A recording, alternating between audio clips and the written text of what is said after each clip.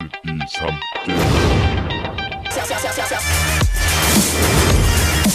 우리 편가르기 하려는 거예요. 연합이에요, 연합. 모든 것들을 잃고 무너졌어요. 하지만 저는 확신이 있었어요.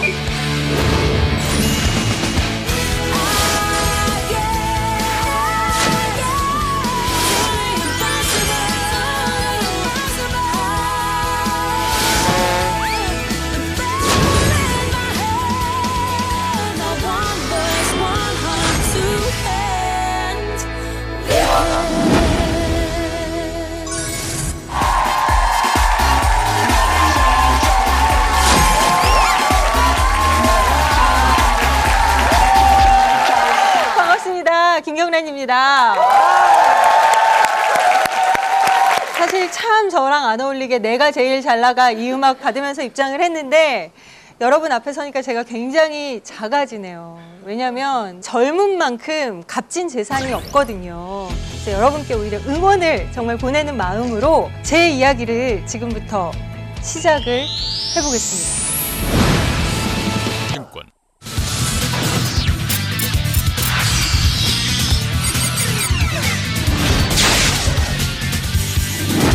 저의 첫 직장은 여러분께서 KBS라고 생각하실지 모르겠지만 저의 첫 직장은 4학년 2학기 때 우연히 시험을 보게 된 부산 MBC에서 시작을 했습니다. 남아있는 학점은 있죠. 그래서 그때부터 일주일에 한 번씩 화요일 밤까지 저녁까지 근무를 하고 밤 기차를 타고 서울에 와서 수요일 목요일 풀로 수업을 다 몰아듣고 목요일 밤차를 타고 다시 부산으로 내려가서 금요일 날 일을 하고요. 제가 이틀 비웠죠. 수목 비웠잖아요. 대신 토일 근무를 제가 다 했어요. 그렇게 6개월을 보냈어요. 그 당시엔 KTX 없었어요. 새마을호 타고 너무 나이 드러난다, 그지? 5시간씩 왔다 갔다 거리면서 뭐 몸이 힘든 건 그럴 수 있다 쳐요. 근데 저는 배운 거 아무것도 없잖아요. 그래서 맨날 퇴근하면서 그 보도국에서 그날의 뉴스를 이만큼씩 집어와요. 집에. 한 2시간 좀 넘으면 이렇게 목이 쉬더라고요. 그래서 목이 쉬어서 나오지 않을 때까지 읽다가 바로 옆으로 딱 쓰러져서 잠을 자고 정말 거의 매일같이 그런 생활을 했어요. 점점점 그래도 뉴스 실력이 좀 나아지기 시작했어요. 근데 어느 날 어떤 선배가 저한테 오더니 경란아, 너 어미에 쪼가 생긴 것 같아 라는 얘기를 해요.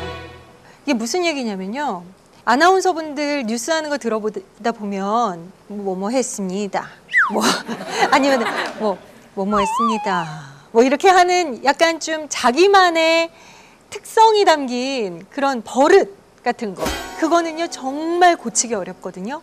혼자 연습을 하다 보니까 나도 모르게 습관이 생겨버린 거예요. 완전히 발등에 불 떨어진 거죠. 진짜 큰일 났다, 나 어떻게 하면 좋지? 그래서 그때부터 어미를 여러 버전으로 만들었어요, 혼자. 그랬습니다 한 4-5개 만들어 놓고 녹음을 다 했어요. 보는 선배님들마다 선배님 이거 들어보세요, 1번, 2번, 3번 뭐가 나요? 얼떨결에 3번이 난 것 같아. 그러면 3번으로만 연습을 해갖고 이거 중에는 뭐가 나요? 2번째 게 난 것 같아. 계속 그거를 선배들을 볼 때마다 따라다니면서 계속 물어봤어요. 나중엔 선배들이 야, 너 징하다, 너 좀 그만해라 제발, 야, 너 진짜 너 대단하다 그러면서 어떻게 하니까 그쪽가 어느 날 야, 너 이제 고쳐진 것 같아 라는 얘기를 들은 거예요, 제가. 그래서 그때 느꼈어요. 정말 내가 고치고 싶은 거 있잖아요. 그러면요, 마음 딱 먹고 죽어라 해보세요. 죽어라 하면요, 그 노력이 부메랑처럼 나한테 다시 다가와서 나에게 정말 가슴 뛰는 기회를 만들어 줄 수 있을 거예요.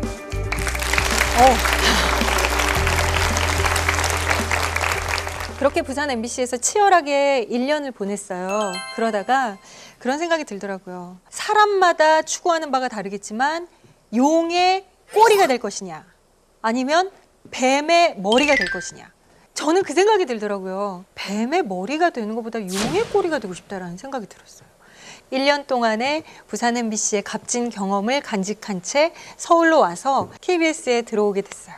저는 참 여러 복이 있잖아요. 세상에 여러 복이 있는데 저에게 참 유달리 가득 와서 안기는 게 이제 일복이에요. 일복. 어떤 느낌이냐면 그 마장 가면은 경주마들이 이렇게 씌워놓고 달리잖아요. 제가 마치 이렇게 살아온 것 같아요. 오늘 끝나면 내일, 내일 끝나면 모레, 모레 끝나면 글피. 정말 이렇게. 제가 2002년 말부터 뉴스 라인에 들어가게 됐어요. 근데 뉴스 라인이라는 프로그램이 밤 11시 프로그램이고 그러다 보니까 심층 뉴스 프로그램이라 지금까지 10년 이상 된 베테랑 선배들이 하셨거든요. 근데 저한테 덜컹하라는 거예요. 입사 2년 차한테. 어렵죠. 25살한테. 근데 그때 스케줄을 생각하면 어땠냐면요. 오후에 이제 출근을 합니다. 밤 뉴스니까요. 출근을 하자마자 제가 그때 밤 12시부터 2시까지 하는 음악 FM의 라디오 DJ까지 하고 있었어요. 그러니까 주말 거 녹음을 해요. 그러고 이제 그 녹음을 마치고 막 불이 나게 와서 뉴스를 하고 끝나고 라디오 생방을 들어가요. 그러면 새벽 2시에 끝나요. 그 다음에 개편이 되면서 뉴스를 옮기래요. 저보고 어디로 옮기냐. 새벽 6시로 옮기래요. 새벽 2시에 제 업무가 끝났었잖아요. 뉴스 광장은 새벽 2시 반에 기상을 해요. 그러니까 이게 완전히 무슨 지구촌 저쪽에 갔다가 여기로 다시 와가지고 그렇게 사는 기분으로 막 시차가 엉클어지면서 뉴스를 하기 시작했어요. 근데 그때 참고로요. 제가 뉴스 광장을 하면서 열린 음악회, 스펀지, 영화 탐험, 풍물갱이 세계를 다 하고 있었어요. 정말 그렇게 힘든 스케줄을 막 감당을 하다 보니까 위경련이 난 거예요. 정말 너무 고통스러운데 이걸 안 하면 안 되니까요. 꾹 참고 누구 기자의 보도입니다. 이러고 탁 화면에 넘어가잖아요. 그럼 거의 막 정말 오버히트가 나올락 말락 하면서 막 고통스럽게 누워있다가 저쪽에서 이제 KBS 뉴스 누구입니다 하면은 벌떡 일어나서 다음 뉴스를 진행하고 그런 식으로 버티면서 진짜 악바리처럼 버텼었어요. 정말 남은 게 깡밖에 없구나라는 생각이 들었어요. 그렇게 완벽을 기하고 순간에 최선을 다하려고 했던 저지만 저도 사람이잖아요. 근데 방송 실수를 안 할 수가 있겠어요. 제가 심야 근무를 할 때 일어났어요. 9시 57분에 전화 한 통이 왔어요. 아나운서실입니다. 지금 10시 뉴스가 지금 10시 뉴스에 그러니까 사람이 안 왔다는 건 거예요. 정말 머릿속에 노래지면서 가까운 거리가 아니에요. 전력 질주를 하면서도 이건 아닌데 하면서 전력 질주를 한 거예요. 그래서 갔더니 이제 다들 우려스러운 걸로 다 모여 있는 거예요. 그래서 뉴스 원고를 가로채고 앉았어요. 한 20초 남았더라고요. 띠 땡 KBS 제일라디오 10시 뉴스입니다. 정말 그때부터 세상에 앞으로 5분이 남았는데 저는 막 이러면서 거의 이거는 숨이 찬 게 아니라 우는 것과 부르짖는 것의 중간이었어요. 정말 우여곡절 끝에 난리를 치면서 4분까지 나 지금도 어지럽다 그 생각하니까 4분까지 갔어요. 그럼 보통 4분 한 20초쯤에 날씨를 들어가요. 날씨를 읽으면서 훗날 지금 이제 앞으로 벌어질 이 일련의 사태에 대해서 생각을 하는 거예요. 전국으로 나의 이 부르짖는 울부짖는 소리가 방송이 됐는데 이걸 어떻게 하면 좋은가. 저에게 갑자기 묘책이 떠올랐어요. 끝에 어떤 식으로 사인을 하냐면 KBS 제일라디오 10시 뉴스를 마칩니다. 지금까지 김경란이었습니다. 지금 시각은 10시 5분입니다. KBS 이렇게 해요. 그런데 때로는 그거는 시간에 따라서 조율이 가능하거든요. 지금까지 김경란이었습니다를 빼자. 적어도 일단은 전 국민이 나인 거는 나중에 이제 책임 소재는 묻겠지만 일단 그거만 빼자. 그리고 KBS 제일라디오 10시 뉴스를 마칩니다. 해야 되는데 3, 2, 1 KBS 제일라디오 10시 뉴스를 마칩니다. 해야 되는데 3, 2, 1 지금까지 김경란이었습니다. KBS 정말 다 빼고 지금까지 김경란이었습니다만 한 거야. 나 진짜 머리가 쥐가 나는데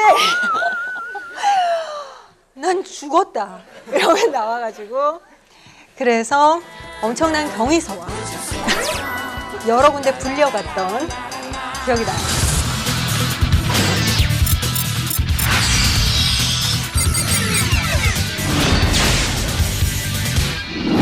제 꿈은 아나운서였는데요. 초반엔 그렇게 생각했어요. 우와, 아나운서가 됐다. 그 다음 뭐지? 열심히 하는 아나운서가 되자. 그래서 열심히 했어요. 진짜 누가 뭐래도 열심히 했어요. 어느 순간 내 스스로 배터리가 방전된 것 같은 생각이 든. 난 이제 뭘 보고 달려가야 되지? 더 이상 내 마음에 가슴 뛰는 설렘이 없었어요. 그러던 와중에 운명 같은 전화 한 통이 걸려옵니다. 그게 바로 제가 진행하고 있던 KBS 사랑의 리퀘스트라는 프로그램에 IT를 갈 수 있겠냐는 전화가 왔어요. 근데 그때 제가 데일리 프로그램을 했던 게 클래식 FM이었거든요.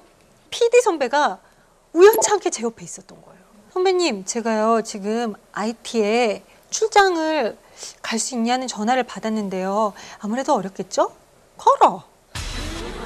출장인데 가야지. 이러시는 거예요. 그래서 내가 에? 진짜요? 갔다 와. 진짜 거짓말같이 IT를 갈 수 있게 된 거예요. 당시에 IT는요 지진 난 지 한 달 됐어요. 근데 그 국경을 딱 지나자마자 믿어지지 않는 세계가 제 눈에 펼쳐졌어요. 모든 게 다 회색이었어요. 나무도 회색이고요, 길도 회색이고요, 물도 회색이에요. 진짜 믿어지지가 않았어요 그때. 그래서 사람들이 다 말문이 막혔어요. 그렇게 아비규환과 같은 IT에서 뭘 할 수 있을까? 일단은 모자가정에 가서 첫날은 텐트를 쳐줬어요. 되게 좋아했어요. 잘 곳이 생겼다고. 다음날 한 게 급식이었어요. 아주 꼬맹이 3-4살짜리가 이렇게 막 숟가락 막 휘청거리면서 막 이러면서 먹고 있는 거예요. 그래서 에휴 내가 도와줘야겠다 싶어갖고 가갖고 얼른 그 숟가락을 이렇게 집어가지고 얼른 먹여줬어요. 근데 그 순간 이 아이의 눈빛이 정말 막 도끼 어린 눈빛으로 변하더니 절대 뺏기지 않으려고 필사적으로 그걸 쥐고 막 그 숟가락을 막 뺏는 거예요. 자기 음식 뺏어갈까 봐.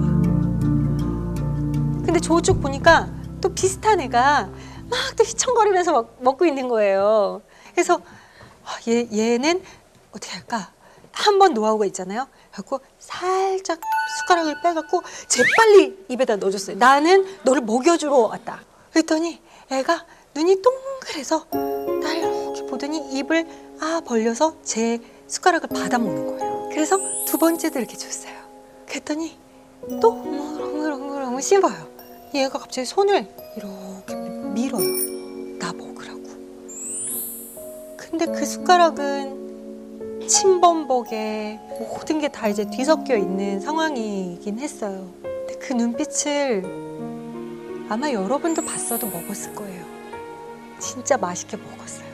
그렇게 이제 IT를 갔다 온 다음에 진짜 내가 앞으로 살아야 할 삶이 뭘까?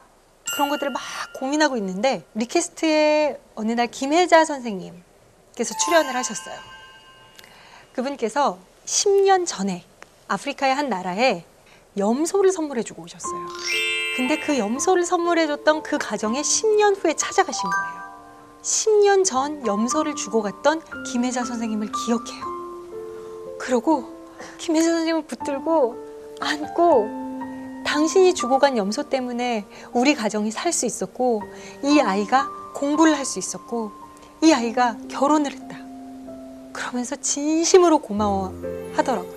근데 그 화면을 보면서 저도 모르게 김혜자 선생님한테 그 말씀을 드렸어요. 선생님, 저도 선생님 같은 사람이 되고 싶어요. 했더니 김혜자 선생님이 단호하게 한 말씀 하셨어요.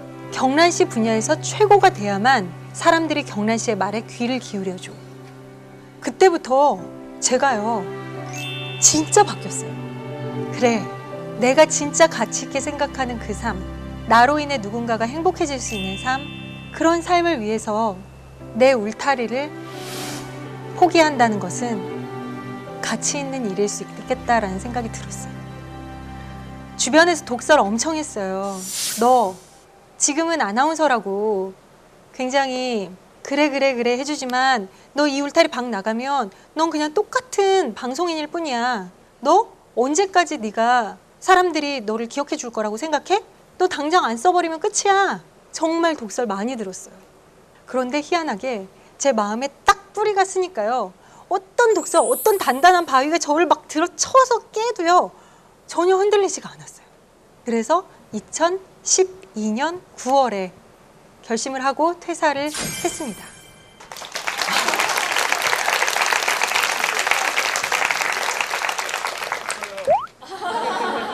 감사합니다. 지금 순간 좀 찡한 게 독서를 많이 들었다 그랬잖아요.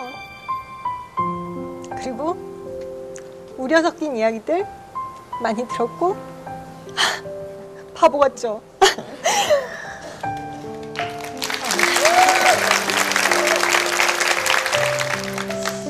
하지만 저는 확신이 있었어요. 내 삶은 그 누구도 대신 살아주지 않고 그리고 내가 정말 가치 있다라고 생각하는 그것이 다른 사람은 몰라도 나에게는 가장 가치 있는 거라고.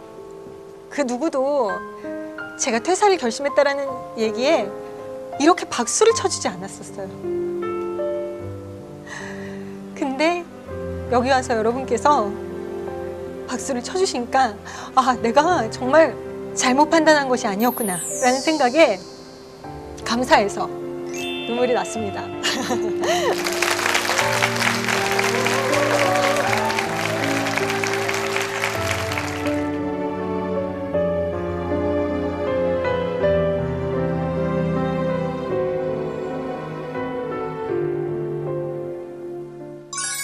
비행기 전세 내서 타고 다니고 매출이 막 몇백억씩 할 때니까 너야 이상민이 160억, 70억 이상 말 그대로 무너졌어요.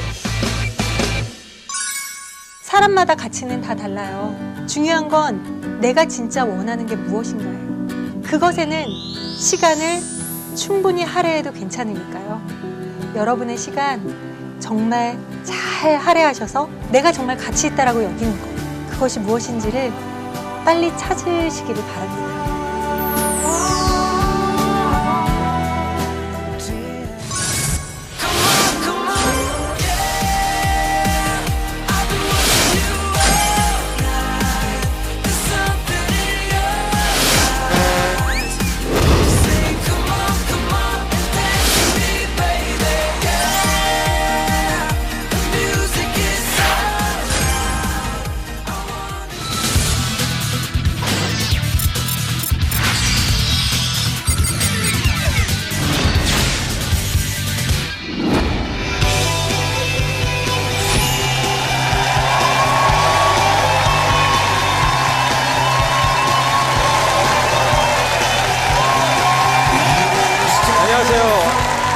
가수 이상민입니다.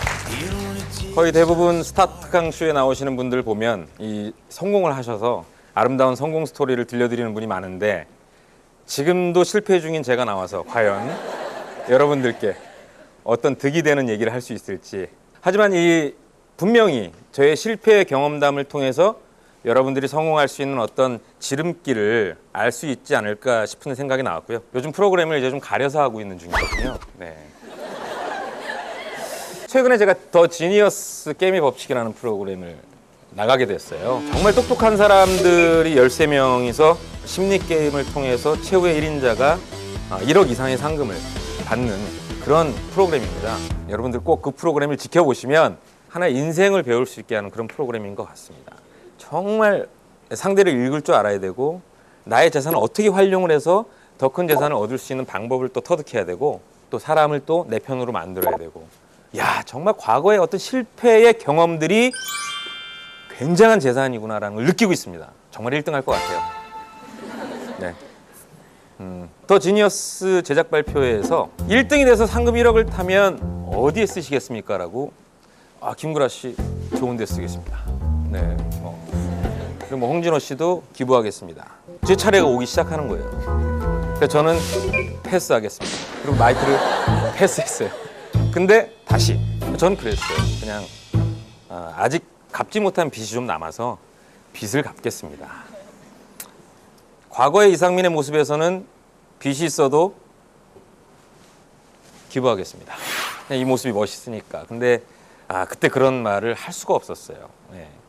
저는 저의 실패담을 쉽게 얘기하지 않아요. 어디서부터 어떻게 말씀을 드려야 될지 잘 모르겠어요. 근데 22살에 룰라를 시작을 했어요. 룰라가 처음 나왔을 때 막강한 상대가 있었어요. 투투.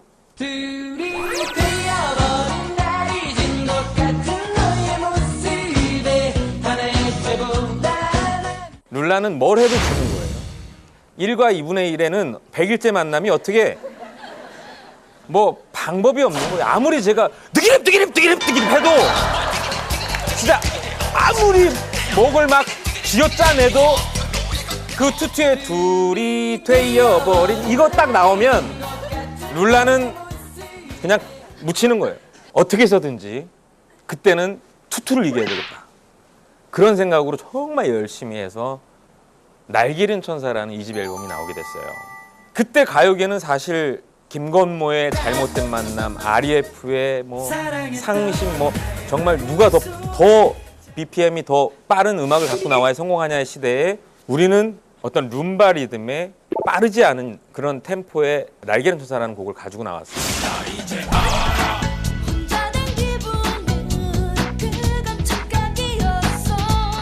10명 중에 9명이 반대를 하는 거예요. 안 된다. 망한다 너희들. 근데 저는 끝까지 이게 룰라의 색깔입니다. 우리가 어떻게 그들을 따라갈 수 있겠어요? 라고 해서 날개 잃은 천사 앨범이 나왔어요. 음반 나오고 나서 방송 2번 했는데 주말에 수요일 날 주문이 75만 장이 들어왔어요. 최단기간 일주일 만에 100만 장을 돌파한 가수가 돼버렸어요. 정말 어느 정도의 성공이었냐면 지금 아이돌 가수들도 뭐 비행기 전세 내서 타고 다니고 헬기 타고 다니던 아마 룰라가 처음 아닐까 싶어요. 그러니까 사실은 그때 그러니까 23살에 날개 잃은 천사의 성공이 이 세상을 정말 쉽게 생각하게 만들었던 요인이죠. 왜? 내가 하자는 대로 이게 좋습니다라고 했는데 그게 성공으로 이어졌다라는 그 자신감이 그때서부터 정말 계속 욕심이 생기는 거죠. 그러면서 제작자가 돼야 되겠다라는 마음을 갖고 처음 제가 계약한 레코드사에서 만든 음반이 있어요. 그게 컨츄리 꼬꼬예요. 우리가 룰라 활동할 때 우리 같은 소속사에 탁재훈이라는 사람이 있었어요. 근데 뭘 해도 안 되는 사람이에요. 1집 앨범 판매 4,000장에 그친 망한 가수로 허송세월을 한 3년 보냈죠. 그리고 나서 나한텐 정말 재밌는 사람, 이 세상에 제일 재밌는 사람이 누구 하면 신정한 탁재훈인 거예요. 그걸 음악으로 표현을 하면 그 역시 되게 좋아할 것이다. 레코드사에서 또 반대를 해요. 야, 이상한 애들 2명 데리고 뭘 하겠다는 거냐. 그래서 또 주장을 했죠. 이 둘보다 더 재밌는 음악을 하는 듀엣은 우리나라에 없을 것입니다. 하죠. 계약을 이제 탁재훈 씨한테 계약을 하자고 계속 이제 탁재훈 씨 싫다 이거예요. 내가 왜 정한이랑 듀엣을 해야 되냐. 내가 가수를 안 했으면 안 했지 내가 쟤랑 왜 해야 되냐고. 탁재훈 씨가 끝까지 계속 한 6개월 이상을 버티더라고요. 안 하겠다고. 그러다가 전화가 왔어요. 아, 계약하자. 형, 무슨 일이야? 왜 갑자기 마음이 변한 거야? 카드값 한 달 이상 더 안 내면 이제 신용불량자가 된다는 카드값을 내야 되겠다 일단. 그래서 하자. 탁재훈 씨 그때 계약금 2천만 원. 신정한 씨는 500만 원. 컨츄리 꼬꼬 역시 성공했어요. 그리고 그 이후에 디바, 샤크라,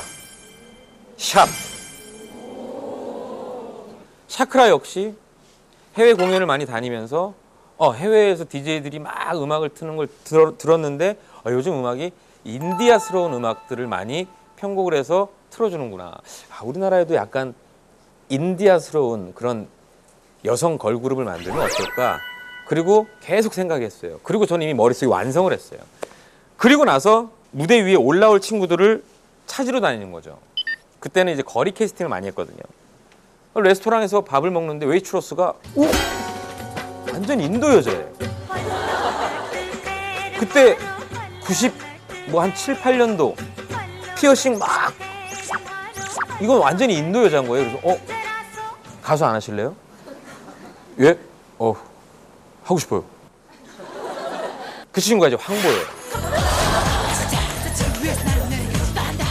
그래서 그 친구 이제 한 명 뽑아서 와 절반은 내가 성공했다. 이제 나머지는 덜 인도스러워져. 이 황보 한 명이 센터에 딱 서 있는 순간 이거 인도예요 그냥. 나머지는 이제 덜 인도스러워도 돼. 그러고 이제 막 찾으러 다니는데 압구정 로데오 이렇게 차를 타고 가는데 그때는 이제 막 오락실, 아케이드 게임 막 이제 뭐 전자 오락실이 있었어요. 근데 거기서 DDR을 하는 애가 있어. 근데 뒷모습만 봤는데 너무 여자인데 너무 사랑스러운 남자아이 같기도 하고 너무 귀여운 여자아이인 거예요.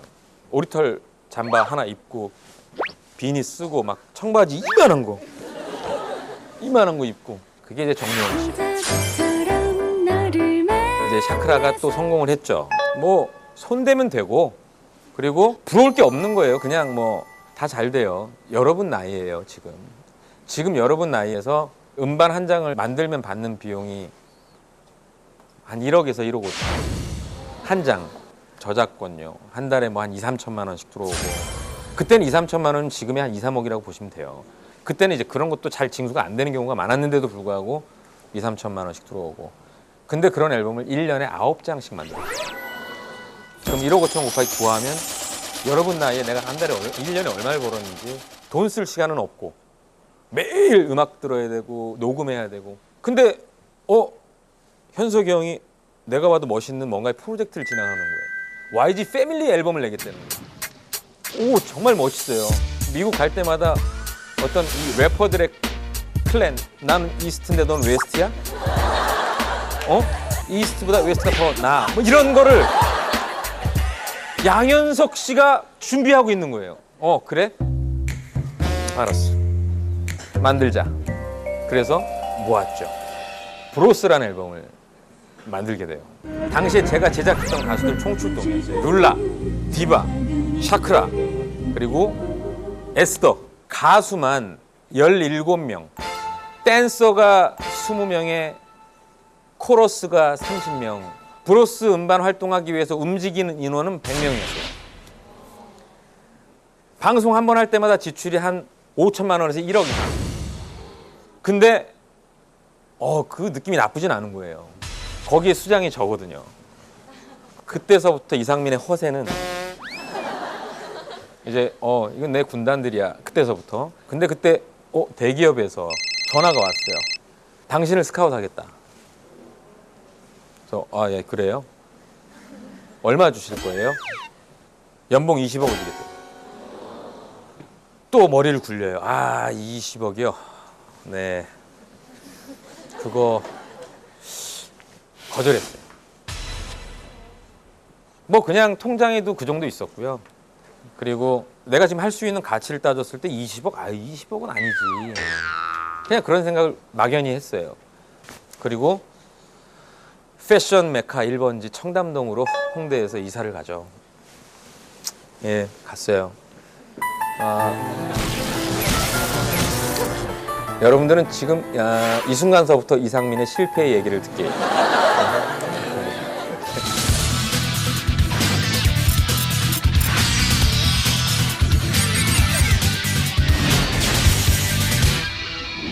청담동으로 이사를 가서 회사 자리를 알아볼까 그러고 다니는데 지하는 스튜디오 만들어야 되니까 층고 한 5m 이상 돼야 되고 청담대로 뻥 뚫린 데 있어야 되고 대외적으로 봤을 때 뭐 회사가 조금 느낌 있게 그래서 지금 SM 건너편에 명품 브랜드 샵이 있는 건물을 통으로 임대를 받았어요.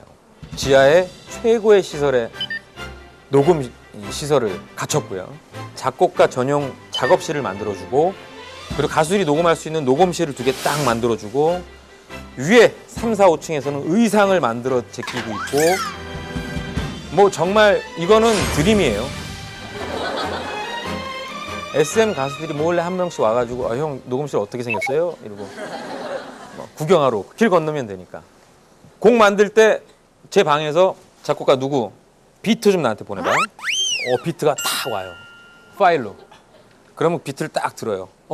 코드 악기 뭐 하나만 입혀봐. 그럼 이제 뭐가 이제 건반이든 EP든 다 와요.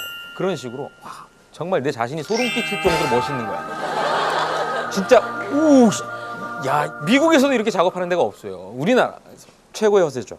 그 허세 속에 2000년도에 만든 가수가 있어요. 여러분들이 이제 최근에 다시 재조명되는 가수 중에 MC 해머라고 있어요. Yo, I told you, you can't touch this.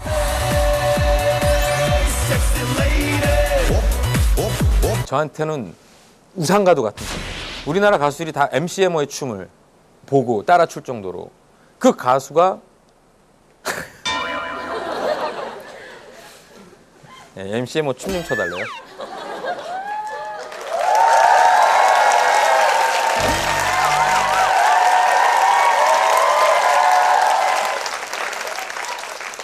아까 다 들었어요. 사실은 밖에서 대기하고 있는데 이상민 씨는 박수 쳐주면 할 거예요. MC 뭐 춤이 이런 춤이었어요. 이런 춤.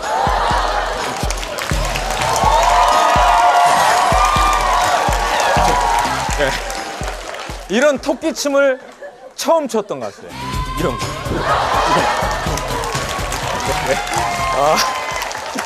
그러니까 MC 해머가 자기랑 같이 미국에서 음반 한 장을 만들자. 이건 정말 꿈 같은 일인 거죠. 와, 그래서 오케이를 했어요. 정말 무조건 망해도 해야 될 일이라고 생각을 했어요. 그렇게 해서 음반이 만들어졌어요. 총 제작비는 17억 정도 들었어요. 이상민 미국 진출, 연예 일간지 막 일면에 톱으로 나가야 되고 막 나는 지금 미국에서 나 이렇게 살아요. 뭐 막 이러면 이런 모습이 나가야 될 시점에 엑스라지라고 혹시 아세요? 엑스라지. XLARGE. 몰라요? 모르시겠죠? 음반이 3,000장밖에 안 나갔습니다. 이렇게 널 사랑해. 뭐가 필요해. 그 이유. 해도 안 돼요. 정말 방송도 나가고 의상도 미국의 명품 브랜드에 막 비주를 또 더해가지고 막 나오면 정말 내 눈에 멋있는데 안 돼요. 안 되는 거예요. 그 엑스라지 멤버 중에서 한 명이 전지현 씨랑 결혼한 남자의 형이에요.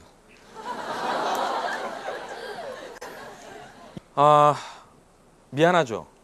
스타로 만들지 못했다는 프로듀서의 어떤 죄책감과 좌절감, 이런 게 막 몰려오기 시작해요. 급하게 하나를 더 내자. 빨리.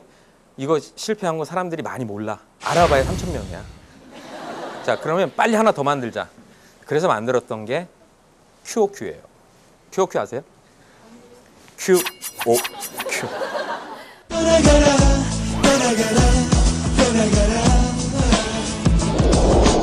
떠나가라. 망했어요. 그 앨범 역시 제작비가 11억 들어갔어요.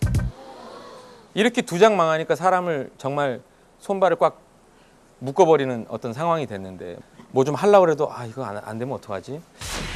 이거 어떡하지? 그런 생각을 하게 하는데 이걸 어떻게 계속 할 수 있겠어요? 그래서 이제 음반이 아닌 어떤 다른 사업으로 시선을 바꾸자 해서 그때 아는 분의 제안을 받아서 김미5라는 5가지 즐거움을 줄 수 있는 레스토랑, 이종격투기, 쇼, 음식, 그리고 두 개가 뭐였더라.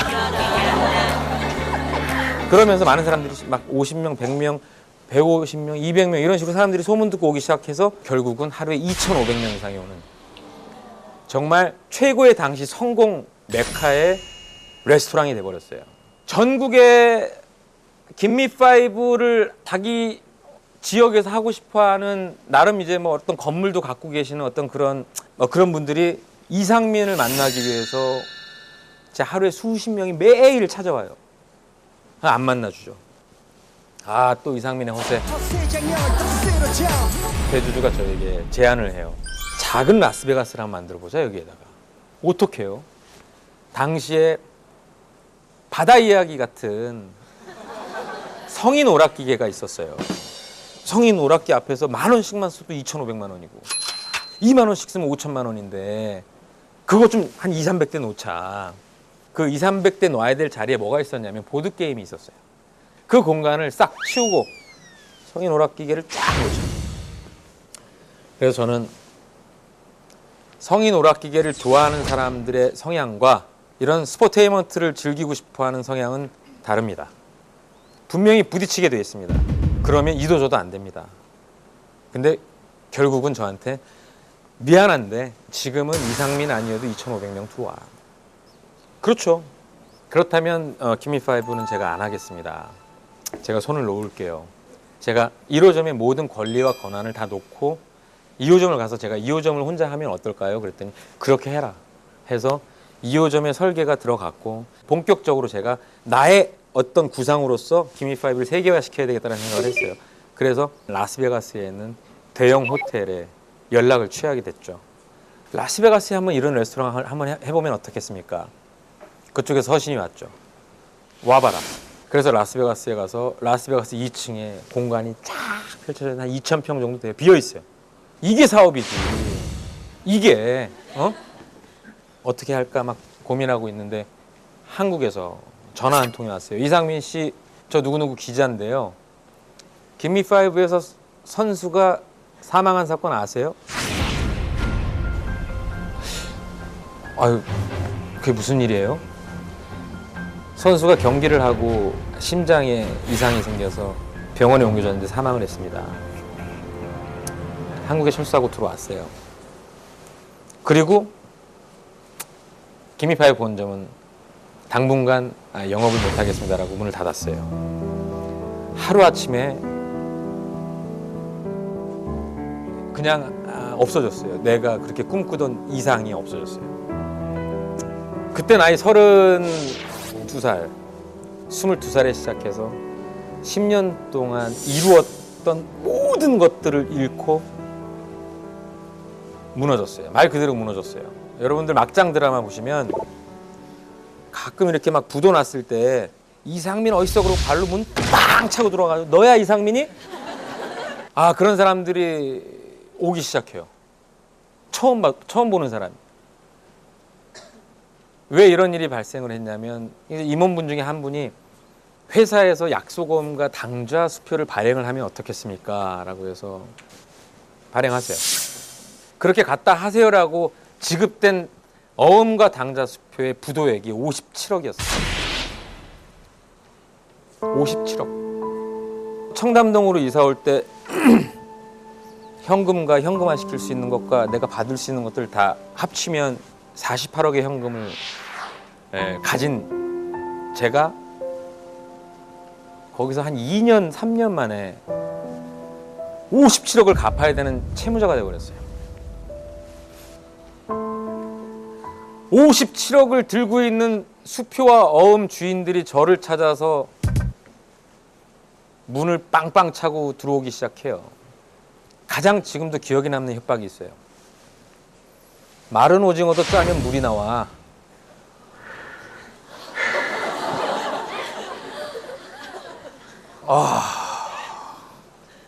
이건 정말 내가 이제 앞으로 하루하루를 어떻게 살아야 되나. 마른 오징어를 짜면 물이 나온다는 사람한테 이건 내가 어떻게 이걸 견뎌내야 되나.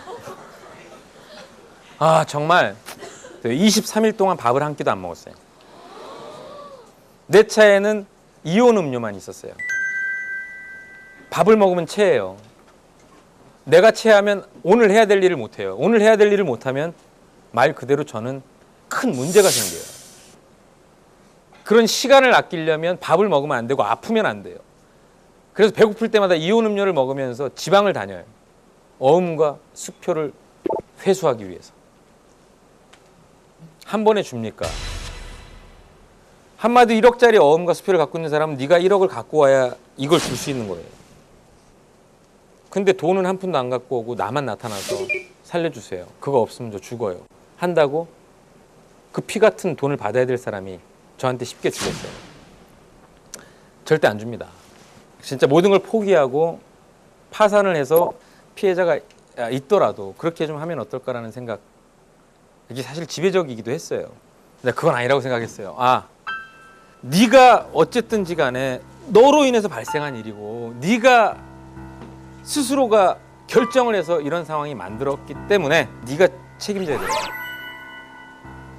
모든 걸 다 내려놓고 제가 어떻게 해서든지 하겠습니다. 해결하겠습니다. 그런 식의 반복 속에서 계속 찾아가서 얘기하고 해서 결국은 다 회수를 했죠. 아니, 다는 안 갚았어요. 다는 못 갚았죠. 지금도 남아있어요. 지금도 끊임없이 만나고 있고 자, 그렇게 해서 결국은 80%.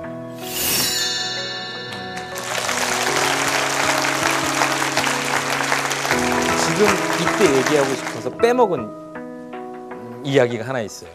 백지영 씨의 사랑하는 음반을 제가 만들었어요. 백지영 목소리는 발라드가 훨씬 난 마음속에 와닿을 것 같은데 엉뚱하죠. 백지영 씨 입장에서는 지금까지 했던 게 댄스였고 다음 앨범에서 어떤 라틴 댄스를 추고 나가야 될지 연구를 하고 있는 백지영 씨한테 발라드를 하자니 댄스 가수 입장에서는 어떻게 보면 치명적인 거예요. 하지만 아니야, 발라드 해야 될 것 같아. 지영아, 발라드 하자. 그래서 사랑하네라는 곡이 나왔어요. 백지영 씨가 정말 고생해서 녹음하고 이틀 있다 부도가 난 거예요. 그 얘기했던 사람 있잖아요. 마른 오징어도 짜면 물이 나와요. 이분을 찾아가서 보증을 서줘요, 백지영 씨가. 본인이 음반도 나오고 하니까 제가 보증 쓰겠습니다 하고 보증을 서줘요. 약속을 조금 길게 잡아야 되는데 서투르게 좀 짧게 잡았어요. 약속을 못 지키니까 백지영 씨한테 압력이 가기 시작해요. 기다려라 내가 오빠가 해결할게, 내가 알아서 해결할게 하면서도 해결이 어떻게 돼요? 돈이 있어야 해결되는 일을. 백지영 씨가 저에게 이제 오빠랑 같이 할 수 없을 것 같다. 그런 백지영 씨한테 내용 증명을 또 저는 발송을 해요. 그럴 수 없다. 넌 나하고 한 장이 더 남았다. 얼마나 사악해요. 보증서 주겠다고 다니는 그 친구의 그 과거의 어떤 도움은 잊어버린 채 절대 해지해 줄 수 없다. 법적으로 가자. 너무나 가깝고 나를 도와줬던 지인 한 명을 또 당시에는 저는 잃어버린 거죠. 57억 부도 났을 때 주변에 아무도 없는 거예요. 그러니까 저는 사실은 남의 이야기 중에서 조금 쓴 얘기가 있다 싶으면 딱 잡아서 넌 적. 달콤한 얘기를 하는 사람은 넌 아군. 그러니까 한마디로 나하고 일적으로 어떤 의논할 수 있는 사람은 당시에는 없었던 거예요. 그러니까 저는 몰랐죠. 그러니까 마음을 열고 경청을 하는 자세로 살았다면 물론 실패도 없었을 테지만 큰 고난은 없었겠죠. 정말. 제가 음악의 신 찍으면서 참 이상민 인생 정말 못 살았다. 제 연락 피하는 연예인들이 그렇게 많은 줄 몰랐어요. 음악의 신 좀 나와달라고 여기저기 전화하면 오 많이 피하더라고요. 별의별 생각을 많이 했어요. 나름 연예인이었잖아요. 이상민. 그 과정 속에서 제가 정말 비참하고 비굴하고 이렇게 살아야 되나, 옥상도 올라가 보고 다 포기할까. 그러기엔 정말 제가 해왔던 그 10년이 너무 아깝더라고요. 내가 뭔가 이루고자 해왔던. 그리고 물어봐요, 저한테. 야, 너 어디서부터 왔니? 어디서 너 생활하던 놈이야? 너 뭐 하는 놈이야? 라고 내가 내 자신한테 물어보니까 아주 찢어지게 가난한 집안에 어린 나이에 6살 때 아버지까지 돌아가신 집안에 홀어머니를 모시고 사는 그 홀어머니가 식당 뭐 별의별 걸 다 하시고 나중에 보험회사 다니는 그 홀어머니 집안에 근근히 살던 그런 놈이 이상민이었어요.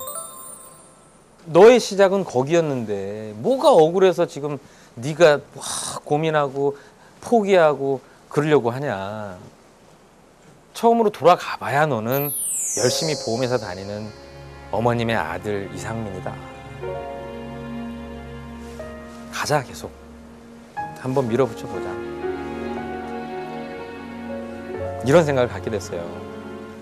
내가 22살 가수 되기 전에 21살에 여러분 내가 여기 만약에 타임머신을 타고 과거로 돌아가서 여기 여러분 옆에 앉아있잖아요. 그 성공할 수 없는 여건을 가진 사람의 순위로 따지자면 내가 아마 제일 최하위일 거예요. 하지만 계속 실패를 하면서 성공을 위해서 달려갈 거예요. 혹시 열심히 그렇게 하다가 또 안 좋은 뉴스 나오면 저 새끼 또 실패했구나. 저 새끼 또 성공하기 위해서 뭐 실패 하나 했구나. 라고 조금 따뜻하게 좀 바라봐줘.